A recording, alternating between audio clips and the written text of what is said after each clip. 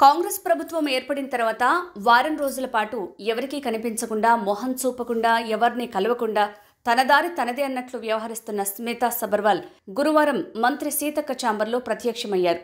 మర్యాదపూర్వకంగా కలిసి మంత్రిగా బాధ్యతలు స్వీకరించిన సీతక్కకు అభినందనలు తెలియజేశారు. మంత్రిగా బాధ్యతలు స్వీకరిస్తున్న సందర్భంగా మంత్రి సీతక్క సెక్రటేరియట్లోని తన ఛాంబర్లో వేద పండితులతో పూజలు చేసి వారి ఆశీర్వాదంతో బాధ్యతలు చేపట్టారు. మహిళా శిశు సంక్షేమ శాఖ మంత్రిగా బాధ్యతలు స్వీకరిస్తూ ఫైల్పై తొలి సంతకం చేశారు. సీతక్క బాధ్యతల స్వీకరణ కార్యక్రమానికి పలువురు రాజకీయ నేతలు, ఉన్నతాధికారులు హాజరయ్యారు. ఇందులో స్మితా సబర్వాల్ కూడా ఉన్నారు. గత ప్రభుత్వంలో స్మితా సబర్వాల్ సీఎంఓలో కీలక బాధ్యతలు నిర్వహించడమే కాదు, నీటిపారుదల శాఖ ముఖ్య కార్యదర్శిగా వ్యవహరించారు. రాష్ట్రంలో ప్రభుత్వం మారిన తర్వాత సీఎం రేవంత్ రెడ్డిని ఐఏఎస్, ఐపీఎస్ ఆఫీసర్లు మర్యాదపూర్వకంగా కలిసిన సీనియర్ ఐఏఎస్ అధికారి అయిన స్మితా సబర్వాల్ మాత్రం ఇప్పటి వరకు సీఎం రేవంత్ రెడ్డిని కానీ ఇతర మంత్రుల్ని కానీ కలవకపోవడం వివాదాస్పదంగా మారింది.